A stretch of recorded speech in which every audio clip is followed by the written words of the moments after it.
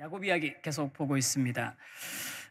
야곱이 이제 아버지 집을 떠나서 이제 외가댁으로 가는 거잖아요. 가는 그 긴 여정이라고 말씀을 드렸는데, 이제 베델에서 하나님을 만나고 하나님의 좀 위로를 얻고 약속을 받고 나가게 됩니다. 그래서 29장 1절에 보면 야곱이 길을 떠났다라는 표현이 되어 있는데, 이게 그냥 단순히 길을 갔다는 게 아니라 그 발걸음을 가볍게 뗐다라는 그런 의미가 좀 포함이 되어 있습니다. 그래서 무거운 발걸음이 시작이었지만 하나님은 함께 해주셔서 가볍게, 그래도 좀 가벼운 마음으로 그 길을 갈 수 있었다, 그렇게 우리가 볼 수 있을 것 같습니다. 그리고 이제 드디어 그 목적지 하란에 도착을 하게 되는데요. 그때 이제 야곱에게 있었던 일들을 좀 우리가 같이 보면서 우리가 그리스도인으로서 우리 자신을 삶을 어떻게 방향을 잡아가야 될지 좀 나누려고 하거든요. 사실 이제 오늘 함께 생각할 말씀은 야곱 이야기에 있어서 굉장히 뭐 중요한 이야기는 아니지만 이 말씀을 통해서 그렇게 저희의 삶도 같이 한번 좀 돌아볼 수 있으면 좋겠습니다. 그래서 첫 번째 주제 한번 같이 한번 읽어주실까요? 시작.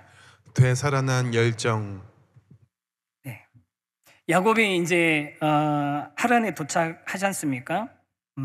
그래서 이제 도착해서 그 안에서 있었던 일들을 보면 그냥 우리가 읽을 때는 뭐 그럴 수도 있겠지 싶지만 자세하게 보면, 꼼꼼하게 따져서 읽어보면 좀 일반적이지 않은 내용이 좀 기록이 되어 있어요. 무슨 얘기냐면요, 이제 야곱이 그 근처, 마을 근처까지, 성 근처까지 와가지고 우물가에서 먼저 우물가 근처에 기다리고 있는 목동들, 양들을 데리고서 물을 먹이려고 기다리고 있는 목동들을 만납니다. 그 만나서 혹시 라반이라는 사람 아느냐, 그 사람 내 삼촌인데 안 낳는 거예요. 그냥 알 뿐만이 아니라 그 딸이, 라헬이라는 딸이 지금 너네 삼촌의 양떼를 몰고 지금 여기로 오고 있다는 거죠. 그러니까 이제 야곱이 이제 드디어 내가 도착을 잘했구나, 이런 생각을 하면서 있었을 거 아닙니까? 근데 그 앞부분에 있었던 일들을 창세기 29장 2절 3절은 이렇게 좀 묘사합니다. 한번 주의 깊게 한번 읽어보시면 좋겠어요. 읽겠습니다. 시작. 본즉 들에 우물이 있고 그 곁에 양 셋대가 누워 있으니 이는 목자들이 그 우물에서 양떼에게 물을 먹임이라. 큰 돌로 우물 아귀를 덮었다가 모든 떼가 모이면 그들이 우물 아귀에서 돌을 옮기고 그 양떼에게 물을 먹이고는 우물 아귀 그 자리에 다시 그 돌을 덮더라. 네, 무슨 얘기냐면요, 그 야곱이 지금 다른 목자들을 만나고 주변에 양들이 물을 먹으려고 기다리고 있는 이 상황에 대해서 좀 자세하게 설명 좀 하고 있는 겁니다. 그래서 이 우물이 평소에는 큰 돌로 아기를, 입구를 막아둬서 여러 사람들이 와서 돌을 옮겨서 물을 사용한 뒤에 다시 돌로 막아놨던 그런 우물이었던 것 같습니다. 그래서 제가 이제 실제로 그런 이제 이게 고고학적으로 아니면 뭐 역사적으로 이렇게 비슷한 것들 증명할 게 있나 하고 찾아봤더니 어렵지 않게 비슷한 얘기들이 많이 이렇게 설명을 찾을 수 있었어요. 무슨 얘기냐면, 물이 귀한 지역에서는 물이 생존에 있어서 아주 핵심적인 자원이기 때문에 우물은 어떤 가문이나 부족의 공동 자산인 경우가 많았고, 또 그 물을, 수자원을 잘 보존하기 위해서, 또 그리고 물의 남용을 막기 위해서 이런 식으로 어기를, 큰 돌로 입구를 막아놓고 사람들이 모이면 같이 치우고 물을 이용하고 또 우물을 닫아놓고 하는 게 일반적인 모양이었다고 합니다. 그러니까 지금 야곱이 처한 상황도 그 당시 지역으로 봤을 때는 이상하지 않은 상황인 거죠. 그래서 큰 우물 입구에 큰 돌이 놓여 있고 이미 모여 있었던 목자들은 다른 사람들과 다른 양떼들이 더 올 때까지 기다리고 있었던 겁니다. 이제 여기까지 말씀을 드려도 이제 성도님들이 그래서 그게 뭐 어쩐데 어떻다고 지금 싶으시잖아요. 근데 이거를 잘 보면요, 야곱이 이 우물가에 도착했을 때 이 상황에 대해서 성경이 야곱이 누구를 만나고 무슨 일이 일어났다라는 거, 야곱이 만나고 뭐 이런 것들에 관한 이야기를 설명하기 이전에 우물이 어떤 우물이고 이 우물에 큰 돌이 덮여 있었고 여러 사람이 옮겨야 되는 돌이고 이런 우물에 관한 설명을 하고 있단 말이에요. 그 설명을 자세히 하고 있다라는 것을 염두에 두고 그 다음 10절을 또 한번 읽어보셔야 됩니다. 10절까지 읽어야지 이제 퍼즐이 딱 맞춰집니다. 10절 읽겠습니다. 시작. 야곱이 그의 외삼촌 라반의 딸 라헬과 그의 외삼촌의 양을 보고 나아가 우물 아기에서 돌을 옮기고 외삼촌 라반의 양떼에게 물을 먹이고. 이제 드디어 이제 라헬이 도착한 거예요. 양떼들을, 삼촌의 양떼들을 데리고. 그랬더니 이 모습을 보고 야곱이 어떻게 하냐면 그 우물 입구를 막고 있는 큰 돌을 옮기고 라헬이 몰고 온 가축들에게 물을 먹입니다.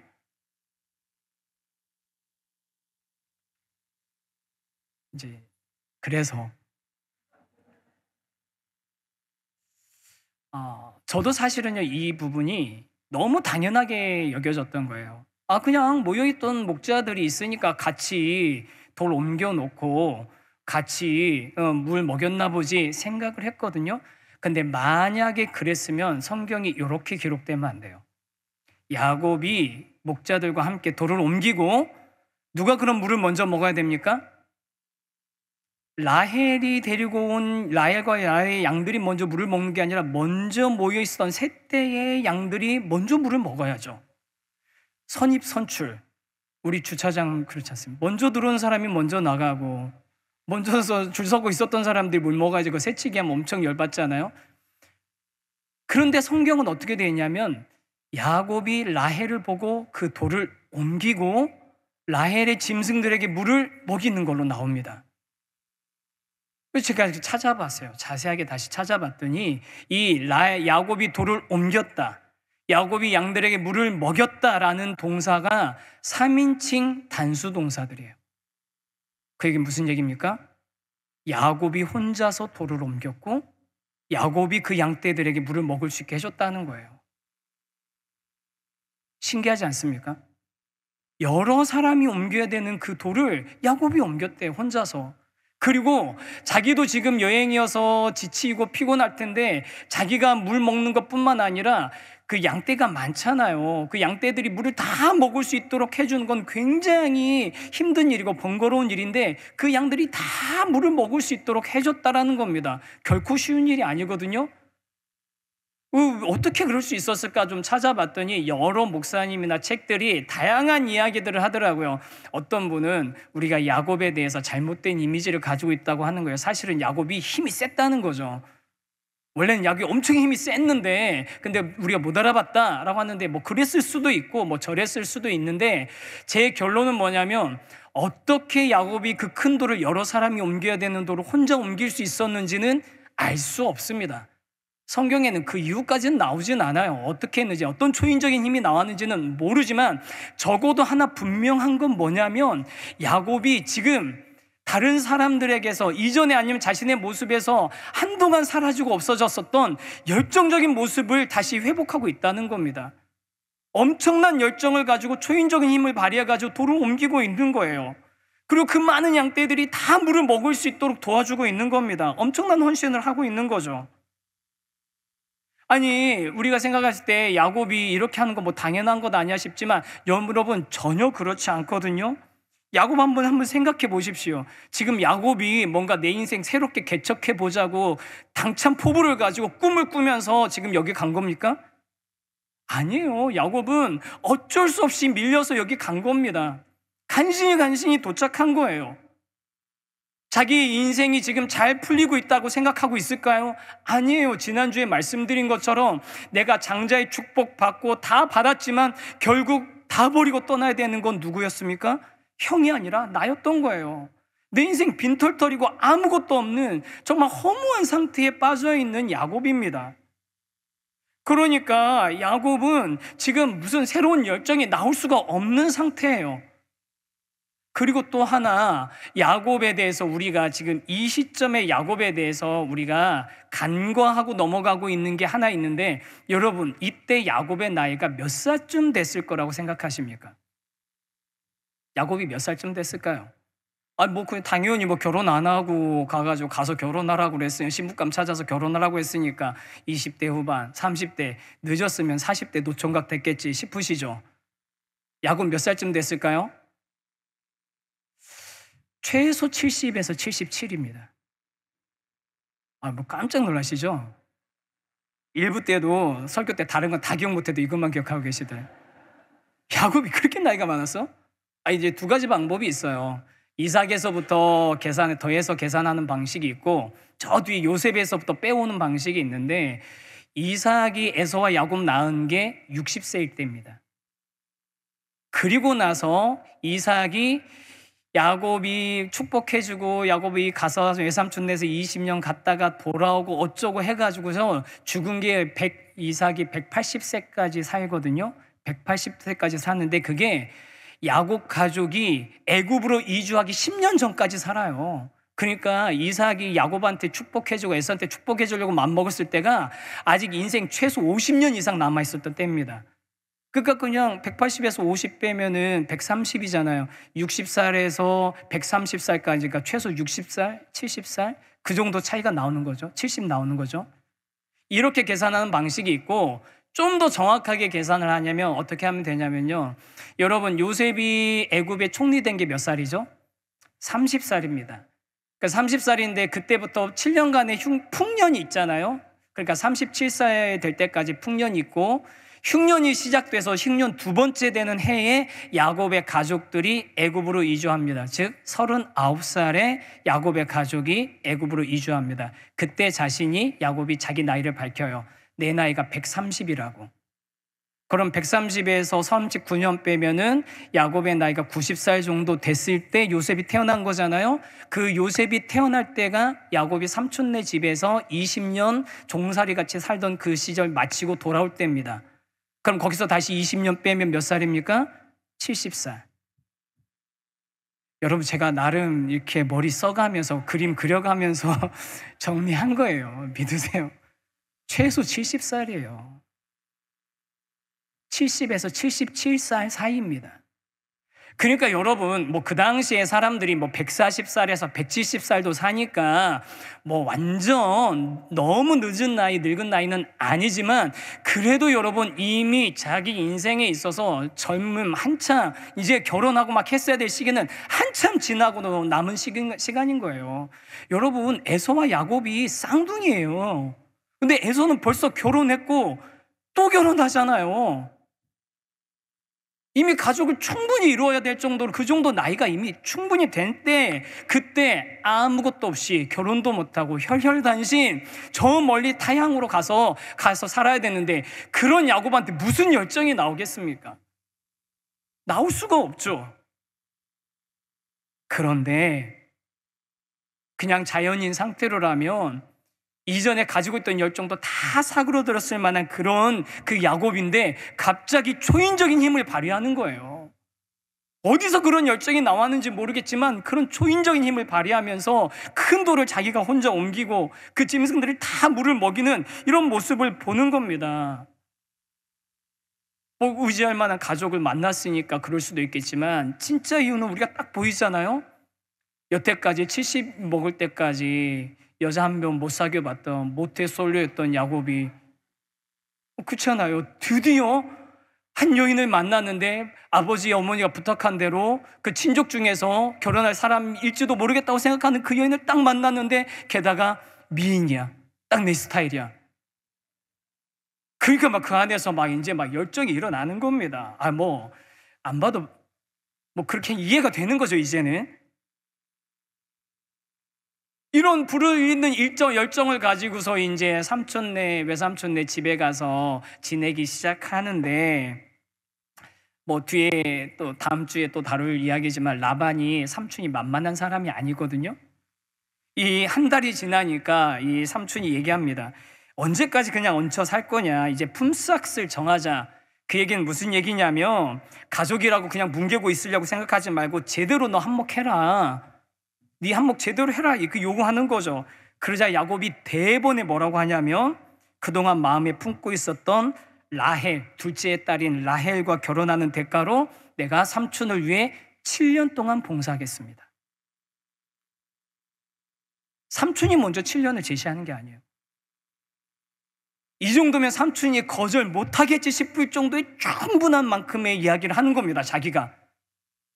그러니까 일반적으로 얘기할 수 있는 그런 풍싹보다 훨씬 많은 만큼을 자기가 지불하겠다고, 대가를 지불하겠다라고 스스로 밝히는 겁니다.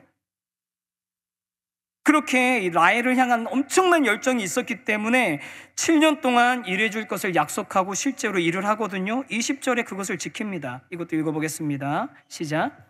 야곱이 라헬을 위하여 7년 동안 라반을 섬겼으나 그를 사랑하는 까닭에 7년을 며칠같이 여겼더라. 7년을 며칠같이 여겼더라. 제가 사실은 원래 오늘 제목을 7년의 사랑이라고 제목을 정하려고 했는데 너무 드라마 같을 것 같아가지고 7년을 며칠같이 여겼더라. 여러분 갑자기 막 부러우시죠? 나도 한땐 저럴 때가 있었는데, 너무너무 뜨거운 마음으로 연애하고 했었던 때가 있는데 그런 마음이 다시 회복되고 싶으신 분 있으시죠?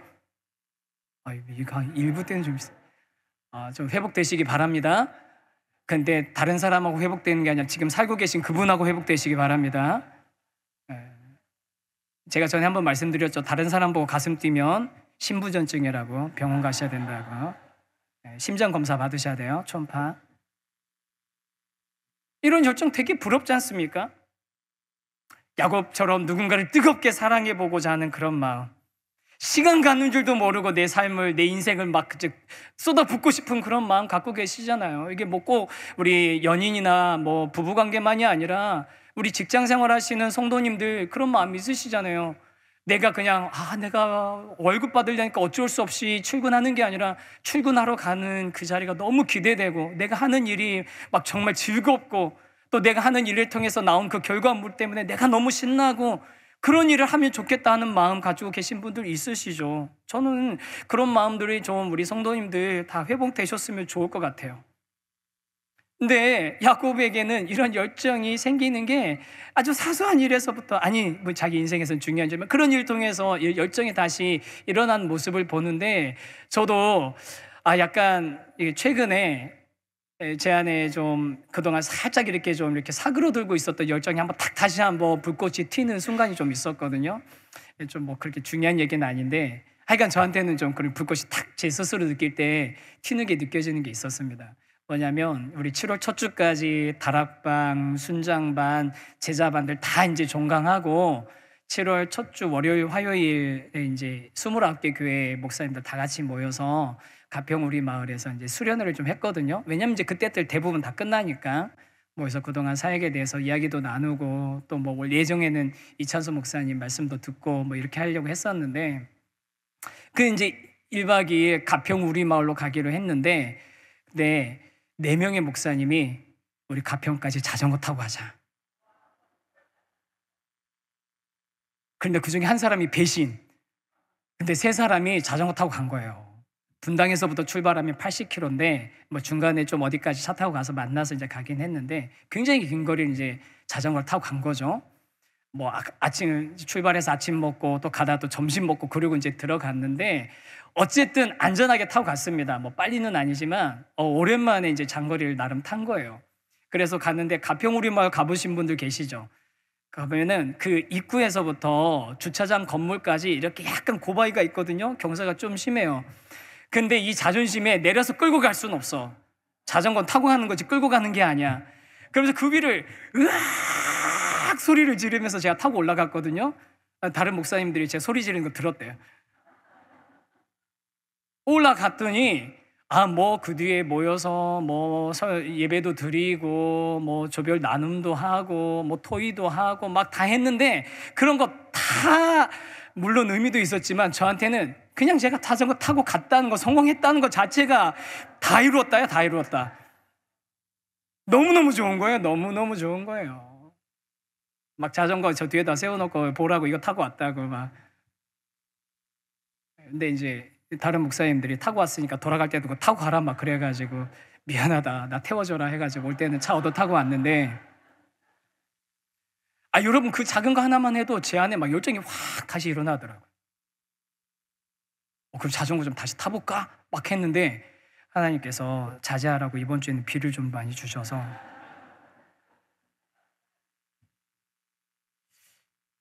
근데 이런 작은 열정이라도 우리가 회복되기를 바라는 분들 있으시죠? 가정 생활에, 부부 관계에, 직장 생활에, 자녀 양육에, 또 우리 공동체 안에서 봉사하고 섬기시는 일에 이런 열정이 회복되길 원하시는 분들 있으신데, 저는 그런 분들에게 저는 정말 하나님께서 열정이 다시 회복될 수 있도록 그 마음에 다시 불을 일으켜 주시기를 소망하고 또 축복합니다. 또 그런 불이 있을 때 이게 금방 사그러드는 게 아니라 하나님께서 정말 이렇게 에너지를 자꾸 공급해 주셔서 기름을 부어 주셔서 이렇게 오랫동안 잘 이렇게 유지되고 타오를 수 있는 그런 성도님들 되셨으면 좋겠습니다. 우리 청소년들, 우리 학생들 학업이나 취업 준비할 때 그냥 이 세상의 상황이나 환경들 때문에 눌릴 수 있고 그 다음에 휘둘릴 수 있어도 그러지 않고 그 열정을 잘 유지하면서 정말 멋진 젊은 그리스도인으로 좀 살아갈 수 있게 되기를 우리들이 기도도 하고 또 응원도 했으면 좋겠습니다. 한 분 한 분이 그런 열정들을 잘 가지고서 하나님 안에서 그 꺼지지 않는 열정을 유지하시면서 그리스도인답게 멋지게 살아가시기를 주님의 이름으로 축원합니다.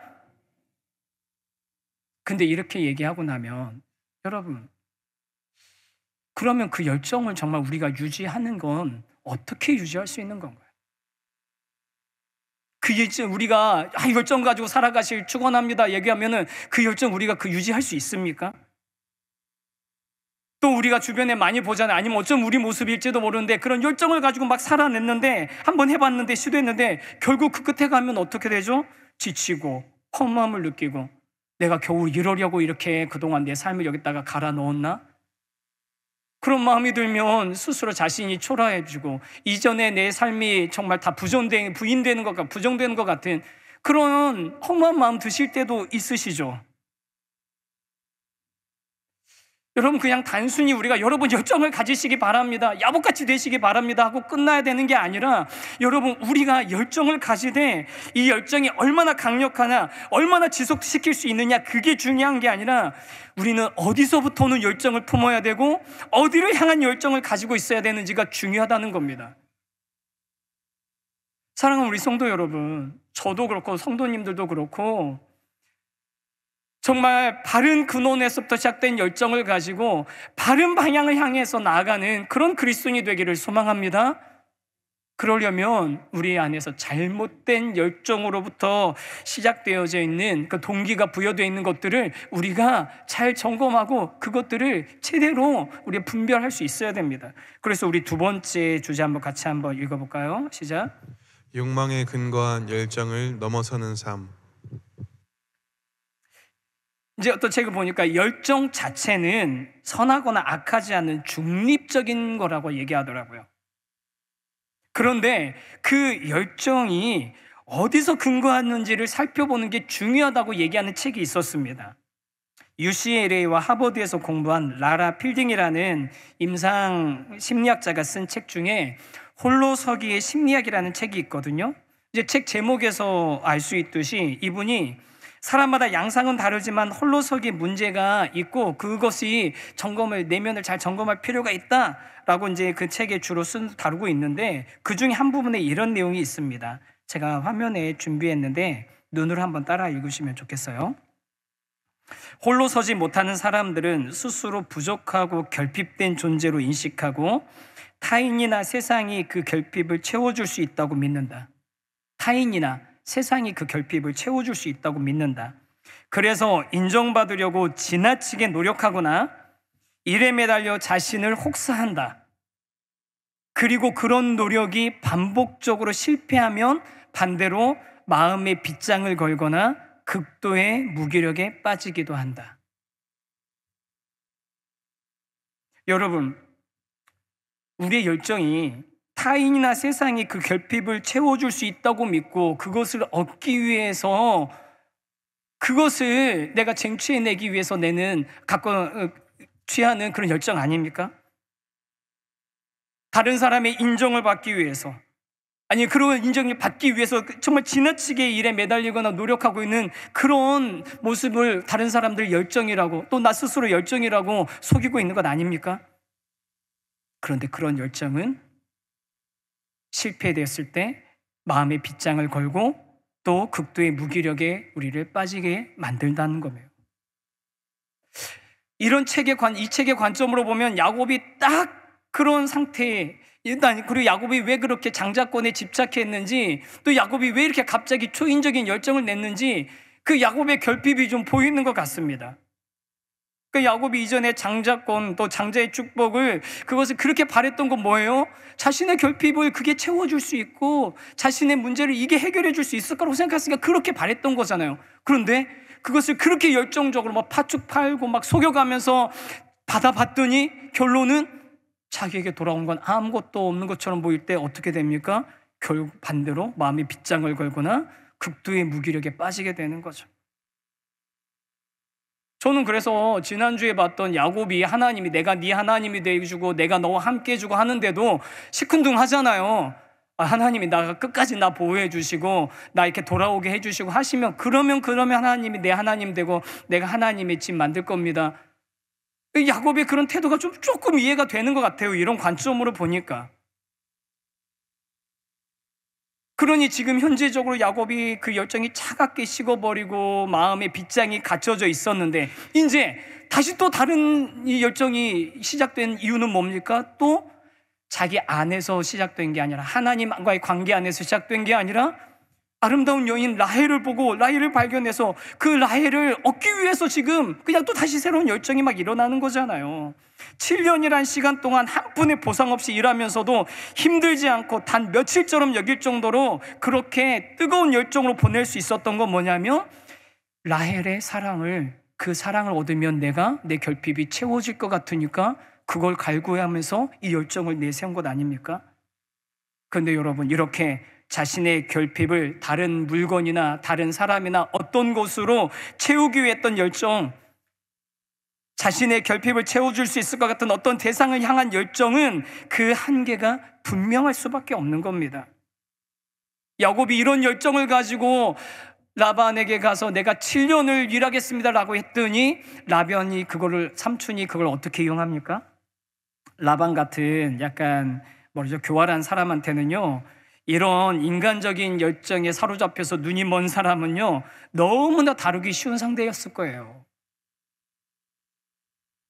완전 눈이 먼 거잖아요. 이 열정에 눈이 머니까 이것만 바라보고 있으니까 야곱은 너무나 다루기 쉬운 대상이죠. 그래서 실제로 라반이 어떻게 합니까? 다음 주에 다룰 이야기지만 미리 조금 말씀드리면 아시는 것처럼 7년의 시간이 지나니까 첫째 딸 레아를 먼저 결혼하게 만들고, 그리고 나서 그 다음에 다시 둘째 딸도 주겠다는 조건을 그냥 주는 것도 아니에요.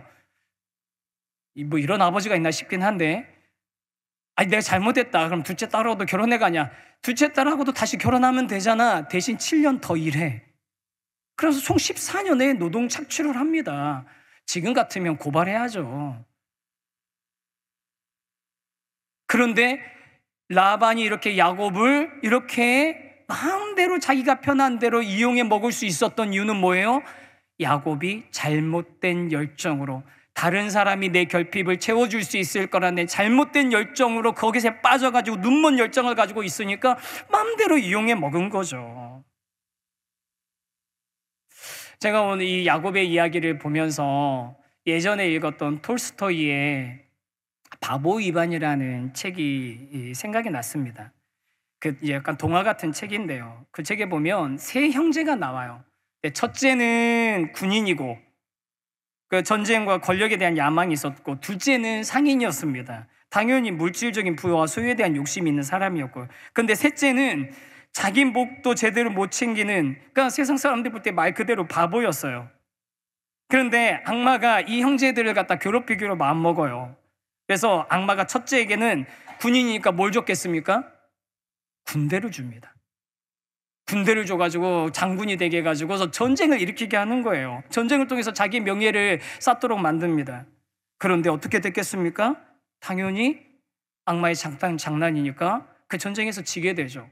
둘째에게는 또 뭐 줬겠습니까? 상이니까 돈을 줍니다. 그래서 무역을 하려고 했는데 엄청나게 큰 부를 쌓을 수 있을 것 같았는데 하루아침에 그 자기의 상선들이 다 침몰해버리고 빈털터리가 됩니다. 큰 돈을 더 가지고 있다가 하루아침에 망하니까 첫째와 둘째 둘 다 자신의 열정에 사로잡혀서 그 열정을 불태울 재료가 공급되어지자 그것들이 자신들을 파멸의 길로 이끄는 함정이었음을 깨닫지 못한 눈먼 상태로 그것에 끌려당하다가 멸망해버리는 거죠. 사랑하는 성도 여러분, 제가 아까 야곱 같은 열정을 회복하길 바랍니다 라고 말씀드렸지만 그 열정을 가지고 우리가 살아갈 때 그 열정에 어떤 동기가 있는지, 나는 왜 이런 열정을 내는지, 나는 무엇 때문에, 무엇을 향해 이런 열정을 품고 있는 것인지 꼭 점검하시는 우리 성도님들 되시기를 바랍니다. 여러분, 그럼 정말 우리 이 내면을 꼭 점검해 봤으면 좋겠습니다. 우리가 직장 생활도, 가정 생활도, 자녀 양육도, 학생들 공부도 다 열정을 가지고 하는 건 너무너무 필요하지만 잘못된 동기와 목표를 향한 열정이라면 오히려 그로 인해서 걷잡을 수 없는 혼란, 더 큰 결핍과 무기력에 빠질 수 있다는 것, 그 열정이 오히려 우리를 무너뜨릴 수도 있다는 건 우리가 야곱을 보면서 그게 우리를 사로잡는 빌미가 될 수, 올무가 될 수 있다는 것을 야곱을 보면서 저와 여러분이 반면교사 삼아야 되는 겁니다. 하지만 그 바보 이반 이야기에서요, 마지막 막내 바보는요, 아까 말씀드린 것처럼 세상 사람들 많은 착한 사람, 무능력한 보이는 그런 사람이에요. 자기 입속을 못 차리는 그런 바보거든요.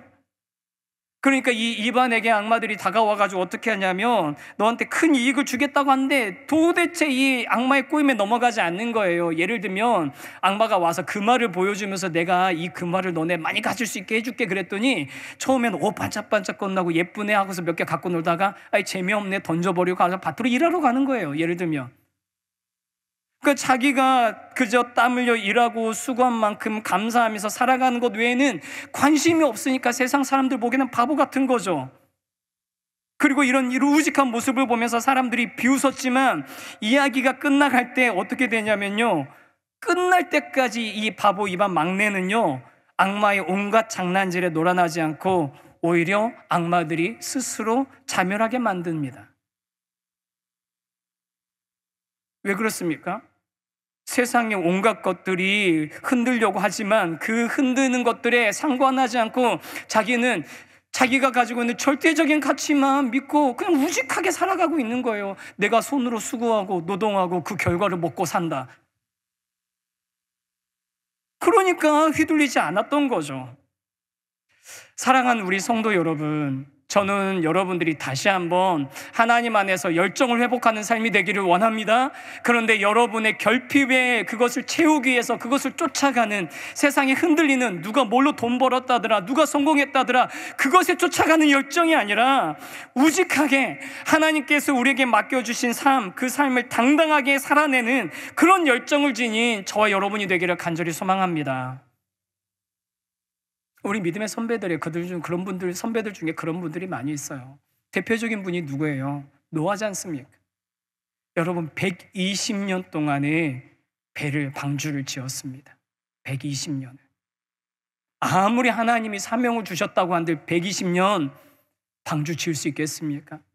모세가 그랬지 않습니까? 40년의 인생을 그 말도 안 듣고 탈도 많은 이스라엘, 원망도 많은, 죄도 많이 짓는 이스라엘 민족을 그 거친 광야에서 이끌어 나가는 리더, 그 지도자의 사명을 하나님이 맡기셨으니까 살아내고 감당해내는 거예요. 우직한 열정을 가지고서 그 일들을 감당한 거죠. 저는 이런 이야기들을 생각하면서 누구보다도 제가 이런 우직한 열정을 지닌 그런 사역자, 그런 목회자가 되기를 소망하고 있습니다. 그 가평우리 마을에서 모여가지고 막 서로 수고했다가 3년, 이제 만 3년 지나고 만난 거지 않습니까? 3년 동안 너무 수고했다, 애썼다, 막 그러고 막 격려해주고 했는데, 근데 이제 소그룹으로 나눠서 뭐 교회에서 그동안 해왔던 일들 뭐 이렇게 나누다가 서로 갑자기 어느 한 지점에 다 도달했어. 이제 3년밖에 안 했어? 앞으로 어떻게 이걸 해야 되지? 성도 여러분, 우리가 주변에서 일어나고 있는 것들에 우리의 마음을 빼앗기지 않고 우직하게 저와 여러분을 이 자리에 있게 하신 그 하나님을 신뢰하면서, 우리에게 이 삶을 맡기신 하나님을 신뢰하면서 그 자리에서 하나님을 향한 변하지 않는 열정, 우리에게 이 삶을 맡기신 하나님을 향한 변하지 않는 신뢰를 가지고 삶을 살아내시는, 어쩌면 바보같아 보이는 그런 우직한 열정을 가진 그리스도인들 되시기를 주님의 이름으로 축원합니다. 노아도 그렇고 모세도 그렇고 또 세상의 것들에 휘둘리지 않는 바보 같지만 한결같은 열정을 가진 사람 또 있었거든요. 사도 바울 아닙니까? 예수님 만나기 이전에는 자기의 학문이, 혈통이, 또 율법에 대한 열정이 너무너무 뛰어난 사람이었지만 예수님 만나고 나서는 그동안 내가 했던 그 열정이 다 잘못된 열정이었다는 것, 이거 다 배설물, 쓰레기라는 것을 스스로 깨닫게 되고 고백하지 않습니까? 그 고백이 빌립보서 3장 8절입니다. 같이 한번 읽겠습니다. 시작. 내 주 그리스도 예수를 아는 지식이 가장 고상하기 때문이라. 내가 그를 위하여 모든 것을 잃어버리고 배설물로 여김은 그리스도를 얻고. 여러분, 사도 바울 보이시죠? 바보 같은 모습 아닙니까?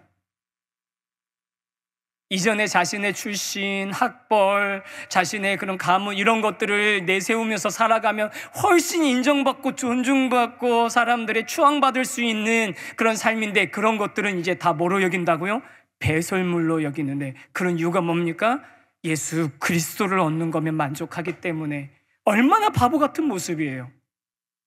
그런데 여러분, 하나님께서 저와 여러분에게 바라는 모습은 바로 이 바보 같은 열정, 다른 건 없어도 예수만 있으면 되는, 하나님이 내 편이시면 되는, 하나님이 나에게 맡기신 이 삶, 내가 당당하게, 내가 우직하게 감당해내겠다는 그런 바보 같은 열정, 그런 열정을 저와 여러분이 갖게 되기를 간절히 소망합니다. 우리의 성도님, 우리의 결핍을 채우려고 하면, 그것을 우리 열정으로 채우려고 하면 우리는 눈이 멀게 됩니다. 우리의 눈을 멀게 하는 열정에 사로잡히는 것이 아니라 하나님께서 저와 여러분에게 맡긴 그 삶을 향하여서 우직하지만 한 걸음씩 내디딜 수 있는 그런 그리스도인의 모습이 저와 여러분 가운데 이루어지기를 간절히 소망합니다. 나의 열정에 사로잡히는 것이 아니라 복음이, 또 복음의 예수 그리스도에 사로잡히면서 그렇게 바보 같은 모습으로, 그렇지만 이 땅 가운데 하나님께서 우리에게 맡기신 삶을 감당해내고 이뤄나가는 그런 모습으로 저와 여러분이 살아갈 수 있게 되기를 간절히 소망합니다.